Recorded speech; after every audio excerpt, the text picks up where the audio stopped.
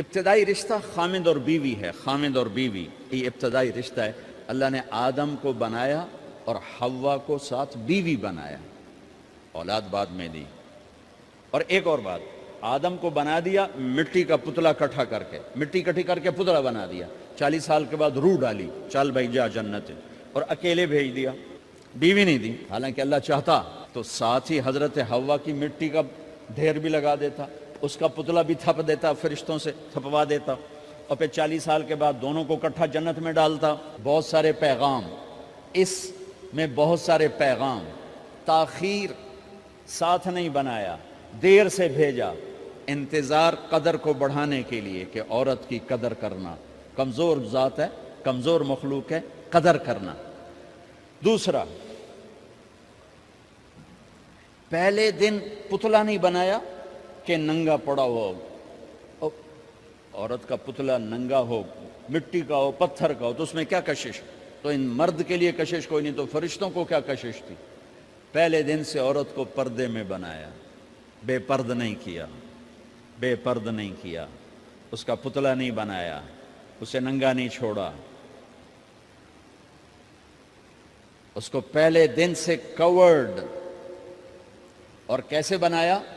فرشتوں کو کی آنکھوں پہ پردہ اور آدم کو سلا دیا. آدم علیہ السلام سوئے ہوئے ہیں, فرشتوں کی آنکھوں کے سامنے پردہ ڈال دیا گیا. جب آدم اٹھے ہیں, اور ایک اور بات, جنت میں رہ کر بھی آدم علیہ السلام کا دل نہیں لگتا تھا, اداس اداس رہتے تھے. اماں آئی تو بابے دا دل لگا, تو اداس رہتے تھے جنت میں. جب آنکھ کھلی تو اپنے لیفٹ سائیڈ پہ ایک خاتون, سر سے لے کر پاؤں تک لباس میں. آپ نے سنا ہے نا, یوسف علیہ السلام دنیا میں سب سے خوبصورت ہستی پیدا کیے گئے. یہ مردوں میں, عورتوں میں سب سے خوبصورت حضرت حوا کو پیدا کیا. کون ہے؟ کہتے ہیں اللہ کی آدم تیری بیگم. کون ہے تیری بیگم؟ نکاح پڑھایا. پھینکا, آدم مہر ادا کرو. تو انہوں نے پوچھا کیا مہر دوں؟ تو وہاں تو سونا چاندی ڈھیر لگے پڑے تھے. اللہ تعالیٰ کہتے دا من سونا چاہ کے دے دے. میرے اللہ نے کہا تیری نسل میں میرا آخری حبیب آنے والا ہے, اس پہ ایک دفعہ درود پڑھ دے, یہ مہر ہے. سیدھے ہاتھ میں برکت ہے. پیدا کیا الٹی طرف سے. الٹی طرف سے کیوں پیدا کیا ہے؟ کہ الٹی طرف دل ہے, اور دل کے نیچے جو پسلی ہے وہاں سے پیدا کیا. اس میں پیغام کیا دیا کہ عورت جس روپ میں ہو, پہلا روپ اس کا بیوی بنا, پھر وہ ماں بنی, پھر اس آگے بیٹی کا روپ ہے, پھر بہن کا روپ ہے, پھر خالہ ہے, پھوپھی ہے, دادی ہے, نانی ہے, ساس ہے. جس روپ میں بھی عورت ہے اس کو دل کے قریب جگہ دو. یہ دل کے نیچے سے پیدا کرنے میں یہ پیغام دیا گیا ہے. اسے ذلیل نہ کرو, اسے خوار نہ کرو, اسے بے عزت نہ کرو, اس پر شدت نہ کرو. تو پہلا بنیادی رشتہ خامند اور بیوی ہے, اور آخری رشتہ بھی خامند اور بیوی ہے.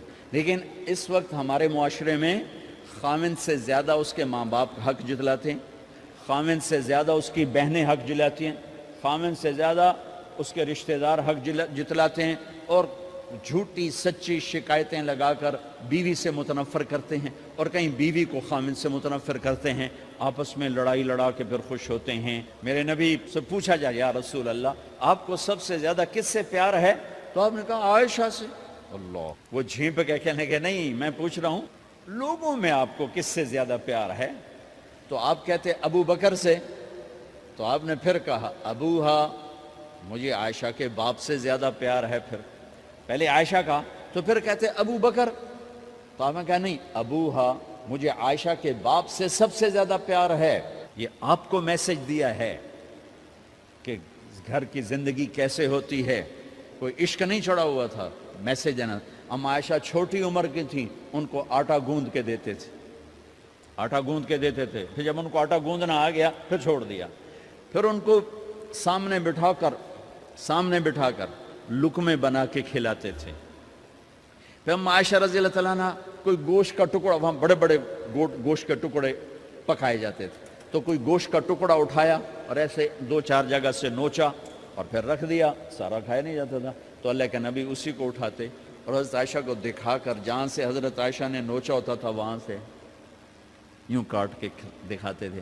پھر حضرت عائشہ رضی اللہ تعالیٰ نے گلاس اٹھایا پانی پینے کے لیے، جہاں ہونٹ لگائے تو پہ گلاس رکھ دیا، بڑے بڑے گلاس ہوتے تھے، تو حضرت ہمارے نبی اٹھاتے تھے، جہاں عائشہ کے ہونٹ لگے ہوتے تھے وہاں ہونٹ لگا کے پانی پیتے تھے۔ یہ آپ کو سکھانے کے لیے ہے، اپنے گھر والوں کے ساتھ بیٹھ کے کھانا کھاتے۔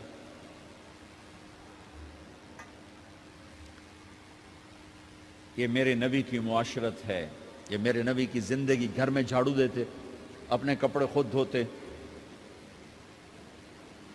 کوئی چیزیں بکھری پڑی ہوتی تو بیوی کو نہیں ڈانٹتے، خود اٹھ کے سیٹ کر کے رکھ دیتے، گھر والوں کے ساتھ مل کر برتن دھوتے، صفائی کرتے، گھر والوں کے ساتھ مل کر۔ یہ میرے نبی کی ایک خوبصورت زندگی ہے۔ بھائیوں بہنوں، ہم بھلا چکے ہیں بیوی کے لیے خامند کو سب سے بڑا حقدار۔ بعض لڑکیاں ایسی نادانی کرتی ہیں کہ شادی کے بعد بھی اپنے ماں باپ کی آنکھ کو دیکھ کے چلتی ہیں۔ شادی کے بعد سب سے بڑا حق خامند کا ہے، شادی کے بعد سب سے بڑا حق خامند کا ہے۔ ماں باپ پیچھے چلے جاتے ہیں، بہن بھائی پیچھے چلے جاتے ہیں، لیکن یہ نادانیاں بھی دیکھنے کو ملتی ہیں کہ شادی کے بعد بھی ماں باپ اپنی بچی کو اپنے قابو میں رکھنے کی ترتیبیں سوچتے ہیں تو وہ بھی اپنی بچی کا گھر برباد کر دیتے ہیں۔ میرے نبی سے پوچھا گیا یا رسول اللہ عورت پر سب سے زیادہ کس کا حق ہے؟ تو آپ نے فرمایا اس کے خامند۔ ایک خاتون ہے، یا رسول اللہ میری شادی ہو رہی ہے تو میرے اوپر میرے خامند کا کیا حق ہے؟ تو آپ نے ارشاد فرمایا تیرے خامند کے جسم پر زخم ہو، زخموں میں پیپ پڑ جائے اور تو اپنی زبان سے چاٹ کے زخم صاف کرے تو نے اپنے خامند کا حق ادا نہیں کیا۔ خامند کو سمجھایا کہ سب سے بہترین مسلمان وہ ہے جو بیوی سے اچھا سلوک کرتا ہے، اور میرا سب سے اچھا سلوک ہے اپنی بیویوں کے ساتھ، یعنی قاب قوسین او ادنا آپ کا مقام ہے، اللہ پاک کا دیدار اپنی آنکھوں سے کیا ہوا ہے، اور آپ ہمیں معاشرت سکھا رہے ہیں کہ ایک جہاد کے سفر سے واپس آ رہے ہیں، اما عائشہ ساتھ ہیں، تو آپ نے صحابہ سے کہا بھئی آگے چلے جاؤ، وہ سارے آگے چلے گئے۔ جب سارے نظروں سے غائب ہو گئے تو آپ نے کہا عائشہ دوڑ لگاؤ گی میرے ساتھ؟ عائشہ نے نہیں کہا، میرے نبی نے کہا دوڑ لگاؤ گی؟ آج کل کا کوئی علامہ بھی یہ نہیں کرے گا، عائشہ دوڑ لگاؤ گی میرے ساتھ؟ کہا جی لگاؤں گی، تو دوڑ لگائی۔ تو عائشہ فرماتی ہے میں آگے نکل گئی، اللہ کے نبی پیچھے رہ گئے، چاہے آپ جان بوجھ کے آستہ ہوئے ہوں ان کی دل جوئی کے لیے۔ کچھ سال گزر گئے، پھر جہاد کے سفر سے واپسی ہو رہی ہے، تو آپ نے صحابہ سے کہا بھائی آگے چلے جاؤ، تو سارے آگے چلے گئے، غائب ہو گئے۔ عائشہ دوڑ لگائیں؟ کہا جی لگائیں۔ تو فرمایا کہ ان دنوں میں ذرا موٹی ہو گئی تھی، جب دوڑ لگائی تو اللہ کے نبی آگے نکل گئے، تو پھر آپ نے کہا عائشہ ہذہ بتلک، عائشہ اب تیرا میرا حساب برابر ہو گیا، اس دفعہ تو آگے نکل گئی، آج میں آگے نکل گیا۔ یہ میرے نبی کی معاشرت ہے کہ بھری محفل میں کہہ رہے ہیں مجھے عائشہ سے سب سے زیادہ پیار ہے، اور عرب میں عیب تھا، جیسے ہمارے ہاں بھی عیب ہے کہ کوئی بھری محفل میں کہ مجھے بیوی سے سب سے زیادہ پیار، کہ تیری ماں کتنے گئی؟ بھائی ماں کا اور خانہ ہے، بیوی کا اور خانہ ہے، ماں کی اور جگہ ہے، بیوی کی اور جگہ ہے۔ تو میں آپ سب سے کہتا ہوں ماں باپ کی وجہ سے بیویوں پہ زیادتی نہ کرو، بیوی کی وجہ سے ماں باپ پہ زیادتی نہ کرو، بڑے ہو تو بڑے بنو۔ ہمارے نبی آپ سسر بھی ہیں نا، آپ نے 4 بیٹیوں کی شادیاں کی، 2 تو ایک ہی کو دے دیں عثمان کو، رقیہ اور کلثوم رضی اللہ تعالیٰ عنہما، حضرت عثمان کے نکاح میں، ابو العاص رضی اللہ تعالیٰ عنہ کو زینب، اور سب سے پیاری محبوب بیٹی حضرت علی رضی اللہ تعالیٰ عنہ۔ باقی 3 نکاح بڑے سادہ کیے، حضرت فاطمہ کا نکاح بڑے دھوم دھام سے کیا۔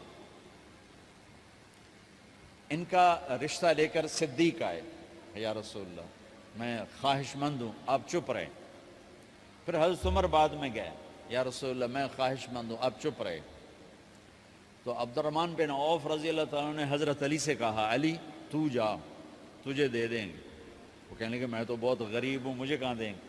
حضرت علی کا ذاتی گھر بھی نہیں تھا کسی سے ایک کوٹھا مانگ کے اس میں رہ رہے تھے مدینہ میں. کہا نہیں تو جا جا. تو یہ مسجد میں پہنچے, اللہ کے نبی کو دیکھا تو ایسا روب طاری ہوا کہ بولے ہی کچھ نہیں. اللہ کے نبی کو تو پتہ ہے کہ کیا ہے اور کس لیے ہے. تو آپ نے کہا علی کیسے آئے؟ چپ. کہا لگتا ہے فاطمہ کے رشتے کے لیے آئے ہو. کہا جی ہاں. تو آپ نے کہا انشاءاللہ. اتنا کہا انشاءاللہ اور چپ ہو گئے. تو حضرت علی چپ کر کے اٹھ کے باہر آ گئے. صحابہ باہر کھڑے ہوئے تھے. تو کہنے لگے یار دیکھا نا, میں تمہیں پہلے ہی کہتا تھا مجھے نہ بھیجو, انکار ہو گیا, بولے ہی کچھ نہیں. تو حضرت عبد الرحمن بن عوف کہنے لگے جنہوں نے بھیجا تھا, وہ کچھ تو کہا ہوگا. کہ بس انشاءاللہ کہا. کہا تو اللہ کے بندے ہاں ہو گئی. نبی کی انشاءاللہ ہاں ہوتی ہے, یہ ہاں کیوں نہیں کی؟ سبحان اللہ, اللہ اکبر. یہ ہاں کیوں نہیں کی؟ گھر گئے, فاطمہ علی کا رشتہ آیا ہے کر دوں, اس لیے ہاں نہیں کی. ہم تو بیٹیوں سے پوچھتے ہی نہیں, عیب سمجھتے ہیں بیٹیوں سے پوچھنا. جی میں گاں نو بن چھڑیا قلعے نال, ایویں اسی دیاں نو بن چھڑنے قلعے نال. مجھے ایک اپنی مطلب برادری لیول کے ایک خاتون کا فون آیا کہ مولانا پڑھایا مجھے لاہور میں اچھے کالجوں میں, اور میری منگنی کرتے وقت مجھ سے پوچھا ہی نہیں, اور ایک شرابی سے منگنی کر کے مجھے اطلاع دی سی تیری منگنی کر چھڑی ہے, فلانی تاریخ نو تیرا نکاح بھی ہونا ہے. مجھے آج تک گلہ ہے. پوچھ لیتے, اگر نہیں پوچھا تھا چلو میں نہ ساڑھے پنجاب کوئی نہیں پوچھ دے, گاں مجھ دی طرح ٹور چھڑ دین, تو چلو اتنا تو ویکھ لیندے بھی کم از کم شراب تو نہ پیندا ہویا. ایک شرابی نال میرا نکاح کر چھڑ, ساری زندگی اڈیاں رگڑ رگڑ میری گزر گئی. علی جیسا رشتہ آیا ہو تو اوپر سے حکم بھی آ چکا ہو کہ علی کو ہی دینا ہے, تو پھر آپ فاطمہ سے پوچھیں فاطمہ تیرا رشتہ آیا ہے علی کا کر دوں؟ حضرت فاطمہ نے ہاں کی تو پھر مسجد تشریف لائے. یہ آپ کو معاشرت سکھائی جا رہی کہ بیٹیوں سے بھی پوچھو, زندگی انہوں نے گزارنی ہے, تم نے تو نہیں گزارنی. بس میری غیرت دا سوال ہے, میں اتنا ہی کرنا نہیں تو بیٹھی رہے. میری اپنی فیملی میں اتنی عورتیں بوڑھی ہو کے قبروں میں چلی گئیں, بس اتنا ہی کرنا نہیں کرنا تو بیٹھی رہے. وہ بیٹھی رہ گئیں. یہ ظلم و ستم ہے جو تمہاری عدالت میں بھی نہیں آتا, کوئی کیس بھی نہیں ہوتا, لیکن اللہ کی عدالت میں کیس درج ہو چکا ہے کہ میرے نبی نے علی جیسے داماد کے لیے بھی پہلے پوچھا, حالانکہ اوپر سے اشارہ ہو چکا ہے. ابھی بتاتا ہوں میں. فاطمہ بیٹی علی کا رشتہ ہے کر دوں؟ انہوں نے کہا کر دیں. پھر کہا بلاؤ. پھر علی آئے, کہ علی جمع کرو لوگوں کو. مسجد ساری بھر گئی. تو آپ ممبر پر تشریف فرما ہوئے. حضرت علی کو ایسے سامنے بٹھایا, کہ لوگوں مجھے جبریل اللہ کی طرف سے پیغام دینے آئے ہیں کہ میں اپنی بیٹی فاطمہ کا نکاح علی کے ساتھ کر دوں. آسمان سے وحی بھی آئی ہو اور پھر بھی پوچھا جائے, یہ میرے نبی کی معاشرت ہے. ہم تو پوچھنا عیب سمجھتے اور اسے ذلت سمجھتے ہیں.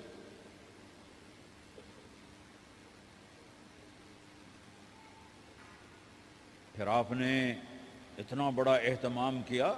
مسجد نبوی پرانی جو آپ کے زمانے کی تھی, بہت بڑا ہال تھا, اس کا بھرا ہوا تھا. آپ نے سب کو شہد کا شربت پلایا, خود نکاح پڑھایا, نکاح کا خطبہ پڑھ کیا. پھر کہا علی میں نے فاطمہ بنت محمد کو 400 درم مہر کے عوض تمہارے نکاح میں دیا, تو نے قبول کیا؟ انہوں نے کہا جی میں نے قبول کیا, اور سجدے میں چلے گئے اور زور سے دعا مانگی, رب اوزعنی ان اشکر نعمتک التی انعمت علی وعلی والدی وان اعمل صالحا ترضاہ واصلح لی فی ذریتی انی تبت الیک واننی من المسلمین. میرے نبی نے کہا آمین, زور سے کہا آمین. نکاح ہو گیا. رخصتی ہوئی 6 مہینے بعد, 1 مہینے بعد, 1 سال بعد. 3 روایات ہیں, فوراً 4 روایات, لیکن زیادہ صحیح ہے دیر کے بعد, فوراً نہیں ہوئی, کچھ عرصے کے بعد رخصتی ہوئی. حضرت عقیل آپ کے بھائی وہ کہنے لگے علی اب رخصتی ہو جانی چاہیے.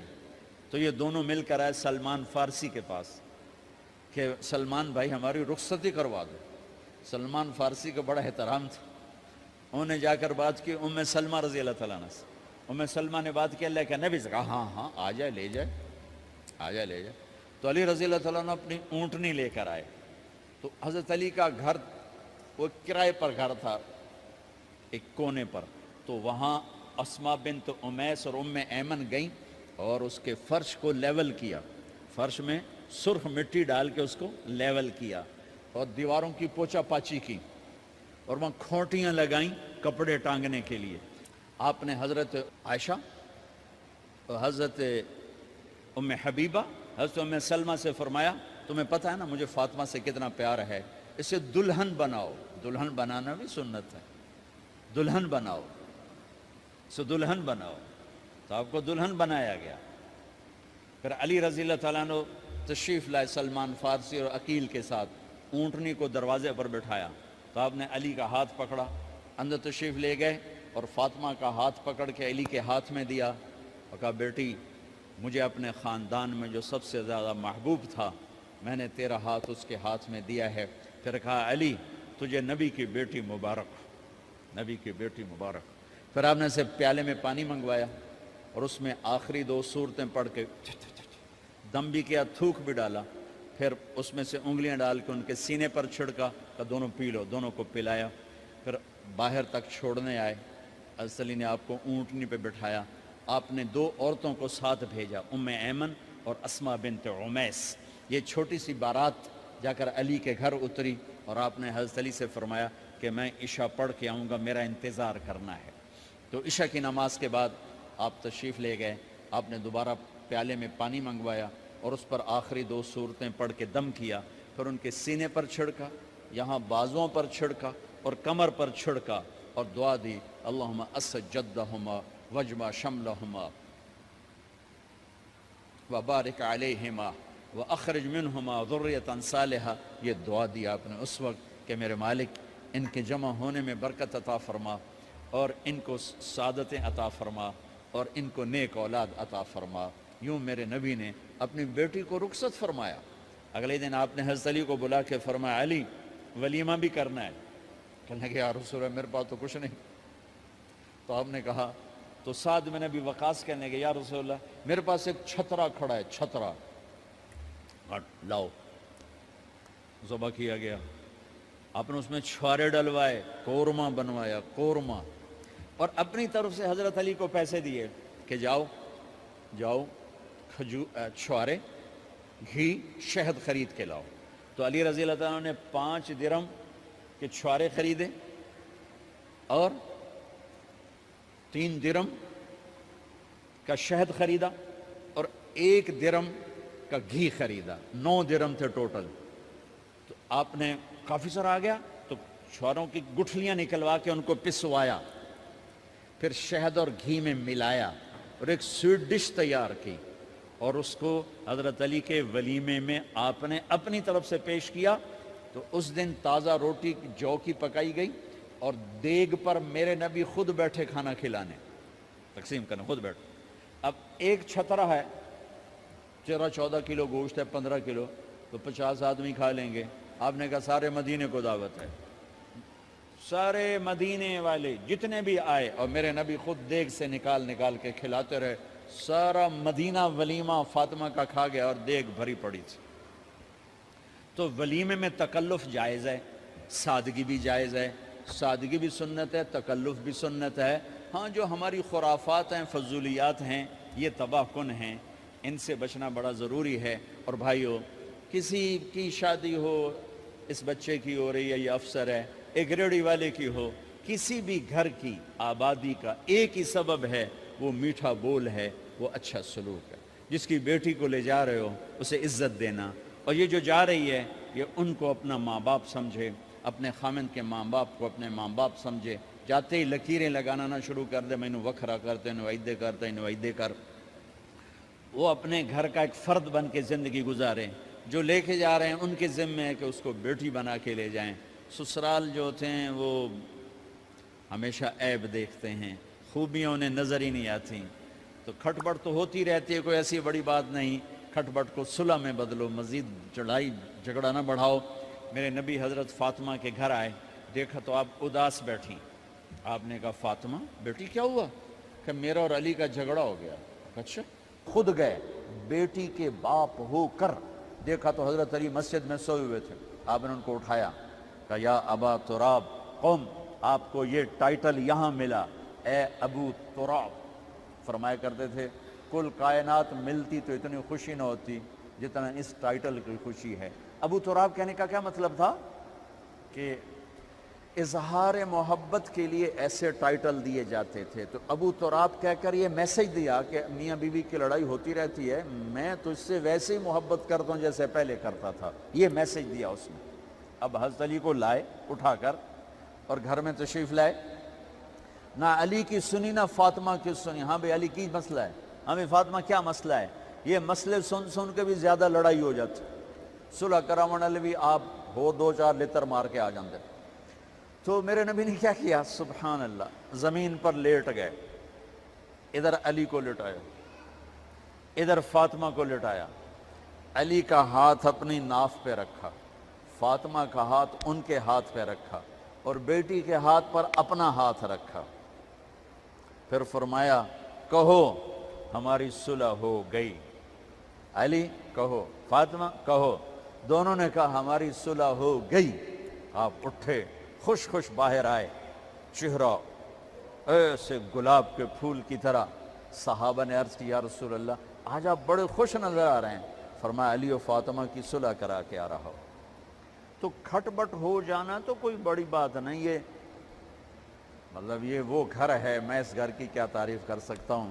تو میں آگے کا ایک قول سنا دیتا ہوں ابن عباس کا, کہ جنت میں نور کی چمک اٹھے گی. سارے جنت ہی کہیں گے یہ نور کیسا نور ہے بھائی جو ساری جنت کے نور پر چھا گیا.